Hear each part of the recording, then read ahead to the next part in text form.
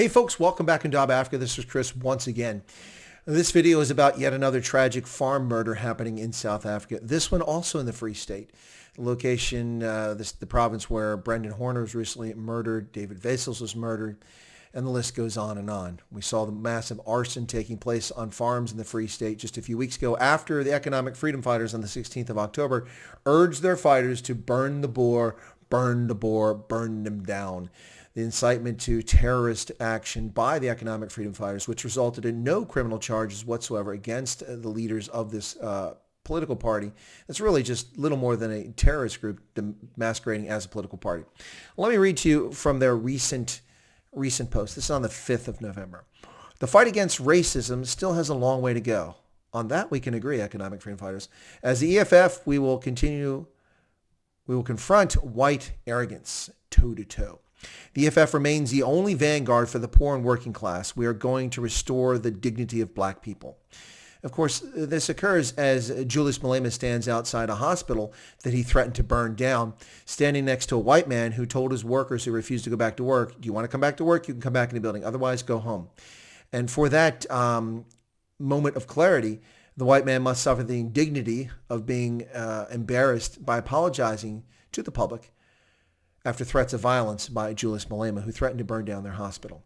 Yeah, this is what the economic freedom fighters do for the people of South Africa, threaten to burn down their places of employment where people seek medical care. Now, I call out the fraud that is the economic freedom fighters yet again tonight, ladies and gentlemen. The economic freedom fighters who descended on Brackenfell and will do so again for the third time tomorrow, the 10th of November, they will descend on Brackenfell High School in the Western Cape, just outside Cape Town to the east of Cape Town, where they take exception to a private party in which people were invited and some people chose not to show up. And so they're going out and toying, and they'll show up in numbers again tomorrow. And they claim to care about the dignity of black people. They claim to care about racism. Well, the only racism they care about is the racism they themselves espouse on a daily basis. Now, I've went back and looked through their Twitter feed because their website never gets updated with information. It's frequently out of date. So I looked at their Twitter feed from the party itself, to which I subscribe so I can read all their fantasy nonsense. There's no mention of the attack that occurred on the 19th of August 2020 in the Free State, in which 37-year-old Teboho Machakela was attacked, was shot in the head. A black man, a farmer, a group of people they claim to give a flying flip about. They don't give a flying flip about black South Africans, nor do they care about black farmers. They simply care about sowing chaos and hatred to achieve their own goals of political power so they can lord over people. Now, I went through their feed on the 4th, the 5th, and the 6th of November, and there's all kinds of nonsense going endlessly on and on and on about white racism and attacking Democratic Alliance. Why are they attacking the Democratic Alliance? The African National Congress rules the country, not the Democratic Alliance.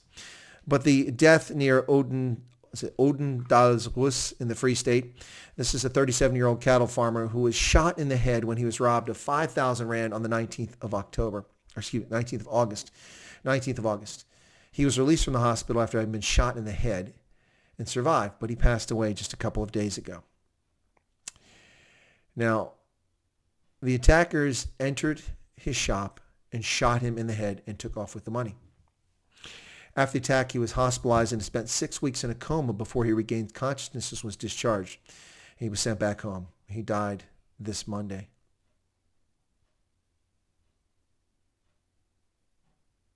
That's today, folks.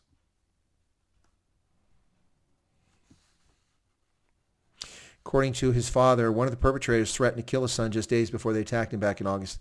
So they opened a case of assault against the guy, and he still remembers the day very vividly. He was visiting Teboho on his farm, and this guy came storming towards Teboho, aggressively accusing him of killing his own father. They were very confused. When he's leaving, he was waiting for at the farm gate, and he proceeded to swear at Teboho. His father said that, I heard him very clearly. He simply said, Teboho, I'm going to kill you. Days later, his son was attacked, and today, his only son is no more. Now, Pete Motepu, the acting chairperson of AFSA in the Free State, was very close to him. He said he remembers Makachela as a successful and driven young man who loved Bonsmara cattle. He added that from Afasa's side, we're very, very disappointed that he was killed. That guy was very influential. When you're a black victim of crime, you die. You become a statistic. You're just another number, whether you're in the township or the farm. They won't even treat you as a priority. Well, I take exception to Pete Motupu's statement there. When you're a black victim of crime, when you're a victim of crime, period, in South Africa, especially a commercial farmer, the government doesn't take note of it. It's not a priority. It's not a priority. Cash in transit heists are a priority, yet nothing is accomplished in stopping them. Again, folks, the death of yet another commercial farmer in South Africa. Where is the economic freedom fighters who claim they care about black South Africans, who claim they care about the land, who claim they care about the farmers? Well, here you have a farmer, a successful commercial farmer in South Africa, on land, and he happens to be a black man, shot in the head for 5,000 rand. EFF silence is deafening.